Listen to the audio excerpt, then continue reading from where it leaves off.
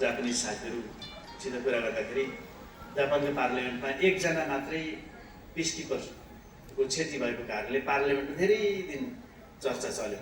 हाम्रो पिस किपर चाहिँ यसरी कसरी क्षति हुन्थ्यो भनेर धेरै चर्चा चल्यो। हाम्रोमा 8 जना एभरेजमा 8 जना जति दैनिक सडक दुर्घटनाको कारणले मृत्यु हुनुमा कारण चाहिँ लापरवाही भनेर भन्ने गरेका छन्।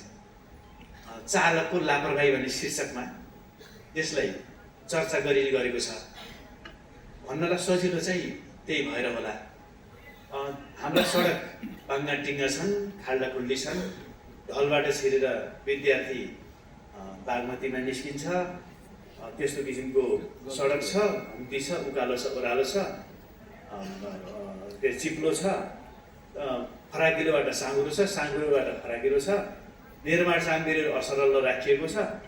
अनि त्यही बिचमा चाहिँ हामीले ठ्याक्कै चालकले ध्यान पुऱ्याएर यी सबै थाहा छ त, थाहा हुनु पऱ्यो नि त चालकले। सबै थाहा पाएपछि चालकले चाहिँ एकदमै विचार पुऱ्याएर चलाए त केही पनि हुन्थेन। त्यसैले यी सबै थाहा नपाउनु, साँगुरोबाट फराकिलो थाहा नपाउनु, खाल्डो नदेख्नु, अगाडि झट्ट आएको ढल, त्यो पानी जमेको ठाउँबाट ढल छिरेर गाडीले छिर्लाई जस्तो थाहा नपाउनु, त्यसै कमजोरी भन्नुलाई सजिलो पनि छ। त्यस कारण त्यो पनि भनिन्छ। त्यसरी त्यो बाहिर विभिन्न ठाउँमा लिटरेचरहरूमा पढ्दाखेरि चाहिँ चालकको लापरवाही भन्ने गरिएको देखिन्छ। तर त्यसमा हामीले रोड इन्जिनियरिङ, सबभन्दा रोड इन्जिनियरिङ, रोडको सधैँभरि दुर्घटना हुन्छ भने त्यो रोडमा डिफेक्ट छ कि भनेर मैले न्युयोर्कमा 2003तिर 2004तिर कतिखेर जाँदाखेरि चिया कपमा बाहिरबाट एउटा कभर थियो। चिया कपमा कभर किन चाहियो होला भनेको यो चिया टेकअवे लिएर हिँड्दाखेरि चाहिँ त्यो लिएर हिँडिरहेको थियो गाडीमा राखेर, त्यो चिया कपमा तातो भयो, बोकेर हिँड्दाखेरि पोलेर तातो भयो। यो चिया कपको मटेरियल पातलो भएको कारणले मेरो हात पोल्यो। यस्तो पोल्ने चिया कप बनाउनु पाइन्छ भनेर नागरिकले सु गर्यो कोर्टमा।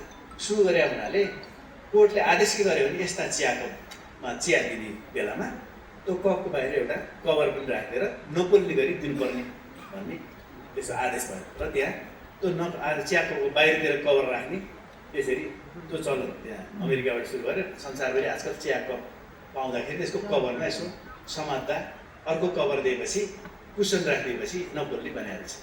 अनि अर्को एक ठाउँ चाहिँ यो ठाउँमा सधैँ दुर्घटना हुन्थ्यो, यो बिजुलीको पोल लिएर यहाँ धेरै दुर्घटना भएपछि यसमा मुद्दा पर्यो। अनि त्यसको मुद्दाबाट त्यो सडक रिभ्यू गर्नु भनेर यहाँ फेरि विभिन्न त्यसो पुनर्निर्माण गरेर दुर्घटना नहुने बनाएको छ भनेर त्यहाँ भने। त त्यतिखेरकै मलाई कसैले सेयर गरेको। त्यसरी सडकभित्र चाहिँ रोड इन्जिनियरिङ, अब यहाँ सडकको पनि हुनुहुन्छ, सबै हुन्छ। त्यस कारण रोड इन्जिनियरिङको त्यत्रै भूमिका छ। उकालो, ओह्रालो, भिरालो, चिप्लो, पाङ्गो, टेङ्गो, सडकमा रोड फर्निचर भन्छौँ। सडकको दाहिने बायाँ पहिला हामी स्कुलको विद्यार्थी हुँदाखेरि त्यो ढुङ्गा पल्टिँदै गरेको, बाटो चिप्लो भएको, साँगुरो भएको, घुम्ती भएको त्यस्ता सडकहरूका चिन्हहरू त्यो पहिले दिइने गरिन्थ्यो। अनि सडक चालकले चाहिँ त्यो चिन्हहरू हेरेर अब यस्तो आउँदैछ कि क्या हो, फराकिलोबाट साँगुरो आउँदैछ कि क्या हो, ढुङ्गा मुढा झर्ने ठाउँमा पो पुगिँदैछ कि क्या हो, अनि धेरै मान्छे भेला भने स्कुल एरियातिर पो पुगिन्छ कि क्या हो भने पहिल्यै जानकारी राखेर चलाउने हुन्थ्यो। आजकल त्यस्तै भइदियो हुन्थ्यो।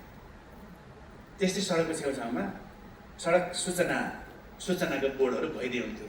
त्यसलाई रोड फर्निचर भन्ने गरेको छ। त्यो रोड इन्जिनियरिङभित्र त्यो। अब रोड एजुकेसनभित्र पनि यो मैले अगाडि पनि निवेदन गरेँ, स्कुलै लेभलमा बालबालिकाहरूलाई त्यो सचेतना दिने रोड एजुकेसनको कुरा भइदियो हुन्थ्यो तलदेखि माथिसम्म। नत्र भने त एकदम मास्टर डिग्रीका सर्टिफिकेट बोकिराखेका मान्छेले सडक पेटी हुँदाहुँदै किन बिचबाट हिँड्दा हुन्, त्यो सर्टिफिकेटले रोडको पेटी हुँदाहुँदै बिचबाट हिँड्नुपर्छ भन्ने सिकाइदिएन। शिक्षकले भन्नु भएन, आफूले जान्दिएन, सर्टिफिकेटले दिएन। अब त्यस्तो नहोस् भन्नको लागि पनि त्यहाँ त्यो इन्जिनियरिङ र एजुकेसन